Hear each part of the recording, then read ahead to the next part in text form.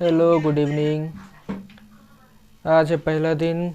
मैंने स्टार्ट किया है इंजीनियरिंग की पढ़ाई करना शुरू। आज मैंने पढ़ा है 3 सब्जेक्ट। पहला है थर्मोडायनेमिक्स, जिसको वहाँ बोलते हैं इंजीनियरिंग थर्मोडायनेमिक्स। और इसमें मैंने पहला चीज़ पढ़ा है वो होता है सिस्टम, और उसका डेफिनेशन लिखवाया है।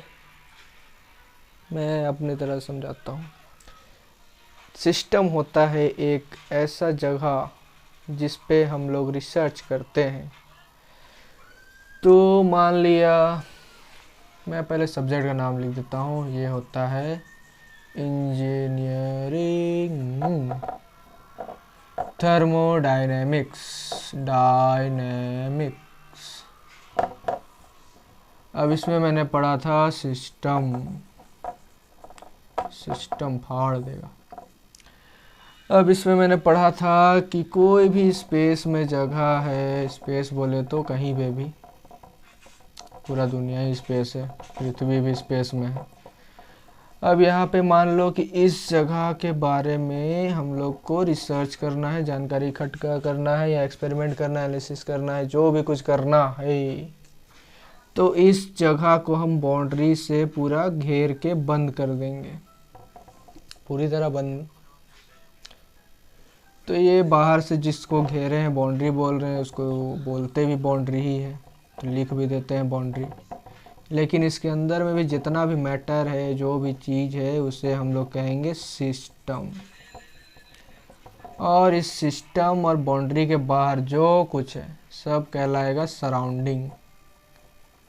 बोलोगे तो सराउंडिंग एरिया, लेकिन एरिया नहीं बोलते हैं, सराउंडिंग ही बोलते हैं, क्योंकि इसमें अगर कुछ और भी चीज़ है तो वो भी शामिल हो जाएगा। तो इसका कहने का मतलब साफ है कि सिस्टम तुम्हारा वही हो जाएगा जिस चीज़ पे हम लोग का फोकस रहेगा मेनली, या जिस पे हम लोग रिसर्च एनालिसिस करेंगे, या वहाँ पे जाके एक्सपेरिमेंट सब हम लोग करेंगे। तो इस पे हम लोग को देखना है कि सिस्टम तो पता चल गया। अब सिस्टम तुम्हारा कुछ भी हो सकता है। एक रूम है, वहाँ पे अगर मान के चलो हम लोग को कोई कोना के बारे में जानकारी इकट्ठा करना है कि इस कोना में क्या है, कितना एरिया है, क्या करना है, कितना हीट है, कितना वॉल्यूम है, कितना उसमें सामान आ सकता है, तो यही हो जाएगा हम लोग जिससे घेरे हैं जितना एरिया को। तो ये बाहर वाला एरिया हो जाएगा हमारा बाउंड्री, उसके अंदर हो जाएगा हमारा सिस्टम, और रूम पूरा हो जाएगा हमारा एक सराउंडिंग एरिया। तो बस इसमें ज़्यादा कुछ है नहीं। अब आगे देखते हैं मैंने क्या पढ़ा था। तो इसमें मैंने आगे पढ़ा था कि सिस्टम जो होता है वो होता है 3 टाइप का। पहला होता है ओपन सिस्टम, दूसरा होता है क्लोज सिस्टम, और तीसरा मैंने देखा कि वो होता तो है लेकिन ज़्यादा यूज नहीं होता है, वो होता है आइसोलेटेड। यूज बोले तो पढ़ाई में, वर्क में तो होता है आइसोलेटेड। Isolated system. अब पूछोगे इसमें होता क्या है, तो ज़्यादा मुश्किल नहीं है, सिंपल है। एग्जांपल के से बताता हूँ। मान के चलो कोई कंप्रेसर है, ये है। अब ये सोचोगे पूरा बंद है, तो ओपन कहाँ से हुआ? तो ये एक साइड से इधर ओपन है, एक साइड से इधर ओपन है। इधर से तुम्हारा एयर जो है वो इनलेट हो रहा है, मतलब अंदर जा रहा है। इधर से जो तुम्हारा एयर है वो बाहर जा रहा है, मतलब आउट हो रहा है, आउटलेट। तो ये जो तुम्हारा हुआ सिस्टम, ये हो गया ओपन सिस्टम। और ओपन सिस्टम में क्या होता है? ओपन सिस्टम में होता है कि इसमें मास ट्रांसफ़र होता है, मास ट्रांसफ़र होता है। और तो और इसमें हीट भी ट्रांसफ़र होता है, हीट ट्रांसफ़र। अब मास और हीट दोनों ट्रांसफ़र होता है, उसी को हम लोग बोलते हैं ओपन सिस्टम। जैसा कि यहाँ पे हम लोग देख रहे हैं, एयर क्या है? एयर एक तरह का मास है। तो मास जो है वो इसके अंदर भी जा रहा है, इसके बाहर भी जा रहा है, तो इसमें मास ट्रांसफ़र हो रहा है।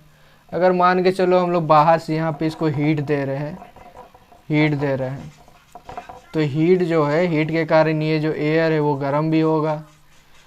और अगर हीट देना बंद कर देंगे तो हीट जो है वो अपने आप बाहर में चला जाएगा एटमॉस्फेयर में। तो इसका मतलब है कि हीट भी ट्रांसफ़र हो रहा है। तो इसी से हम लोग कहेंगे कि ये जो है ये है तुम्हारा ओपन सिस्टम। समझ में आ गया ओपन सिस्टम क्या होता है। ओपन सिस्टम जो होता है जिसमें हम लोग का मास भी ट्रांसफ़र होता है और हीट भी ट्रांसफ़र होता है। अब हम लोग को देखना है कि ओपन सिस्टम तो ठीक है, अभी ये क्लोज सिस्टम क्या होता है। तो क्लोज सिस्टम ज़्यादा मुश्किल नहीं है। जैसा हम लोग देखे थे, ये है कंप्रेसर, दोनों साइड से खुला हुआ था, लेकिन अब हम क्या करेंगे, इसको बंद कर देंगे। अब बंद कर दिए तो ना तो यहाँ एयर अंदर जा रहा है ना एयर यहाँ से बाहर निकल रहा है, लेकिन एयर इसके अंदर भरा हुआ है, कंप्रेसर है तो एयर तो भरा हुआ है पहले से। अगर हम लोग यहाँ पे हीट देंगे तो हीट जो होगा हमारा अंदर चला जाएगा और जिसके कारण एयर हमारा गर्म हो जाएगा। और यही अगर हम लोग हीट को हटा दें तो जो अंदर वाला हीट है वो बाहर में एटमॉस्फेयर में भी निकल जाएगा। तो यहाँ इससे हम लोग क्या पता चलता है, इससे ये पता चल रहा है कि इसमें जो होता है मास ट्रांसफ़र नहीं हो रहा है। जो मास ट्रांसफ़र है वो नहीं हो पा रहा है, लेकिन जो हीट है वो हीट ट्रांसफ़र हो रहा है। हीट जो है वो ट्रांसफ़र हो पा रहा है। तो इसका सीधा कहने का मतलब यही है कि जो हमारा क्लोज सिस्टम है उसमें हमारा जो है मास ट्रांसफ़र नहीं हो सकता है, लेकिन जो हीट है वो ट्रांसफ़र हो सकता है। और यहाँ पे क्या था, मास भी ट्रांसफ़र हो रहा था, हीट भी हो रहा था। लेकिन क्लोज सिस्टम में मास तो नहीं हो रहा है लेकिन हीट हो रहा है। तो इसी तरह से दोनों में ज़्यादा डिफरेंस नहीं है, एक में है कि दोनों हो रहा है, एक में है कि मास नहीं हो रहा है।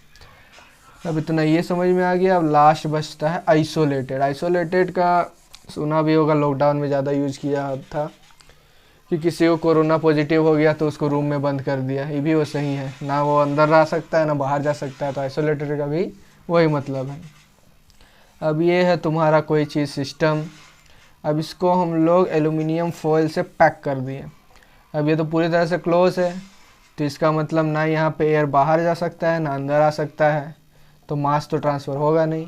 अब एल्यूमिनियम फॉयल क्या होता है, जो हीट का एक तरह से कुचालक, इंग्लिश में बोले तो क्या बोलते हैं पता नहीं, कुचालक ही समझो, जो हीट को ट्रांसफ़र नहीं होने देता है।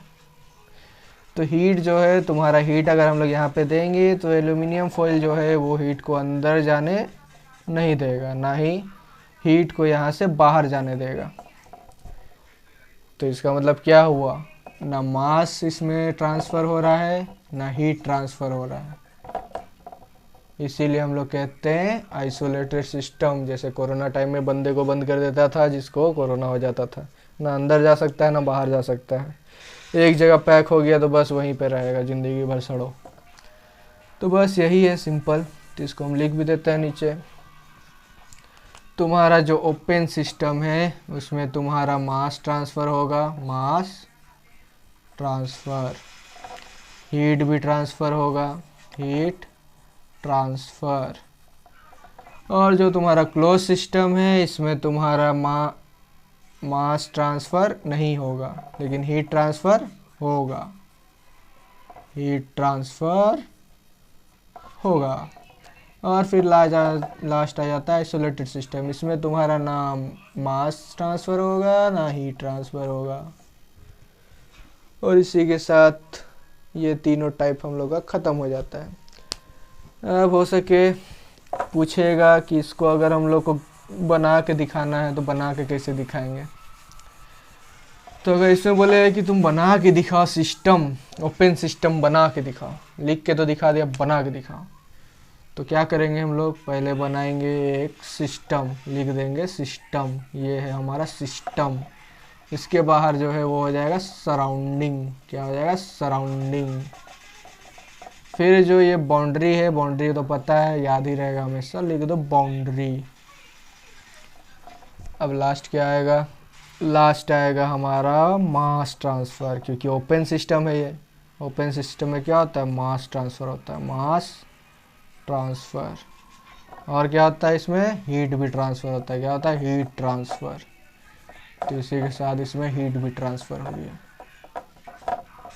अब ये बन गया तुम्हारा ओपन सिस्टम। क्या समझे, क्या बोलती पब्लिक, ये हो गया तुम्हारा ओपन सिस्टम। अब बोलेगा कि तुम क्लोज सिस्टम बना के दिखाओ, तो ज़्यादा कुछ नहीं करना है, यहाँ लिख दो क्लोज सिस्टम।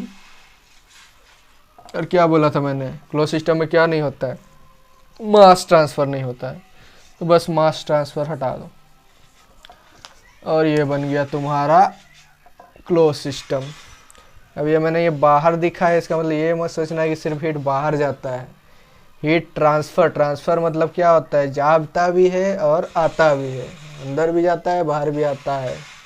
तो इसलिए याद रखना, ट्रांसफ़र मतलब हीट बाहर भी जा सकता है और अंदर भी आ सकता है। ठीक है, अब लास्ट कौन सा था, आइसोलेटेड। अब आइसोलेटेड बनाने के लिए तो पता है और सिंपल है, आइसोलेटेड सिस्टम। तो इसमें क्या होता है, ना मास ट्रांसफ़र ना हीट ट्रांसफ़र, तो हम लोग हीट को भी मिटा देंगे और ये बन गया सिंपल सा तुम्हारा आइसोलेटेड सिस्टम। बस इतना ही था इसमें। और इसमें थोड़ा सा और भी आगे पढ़ा था, वो मेरे सिर के भी ऊपर जा रहा था, फिर भी ट्राई करता हूँ समझाने का। अब वो था थर्मोडायनेमिक्स प्रॉपर्टी, समझे। थर्मोडायनेमिक्स प्रॉपर्टी क्या होता है, थर्मोडायनेमिक्स प्रॉपर्टी बहुत दिमाग ख़राब करता है।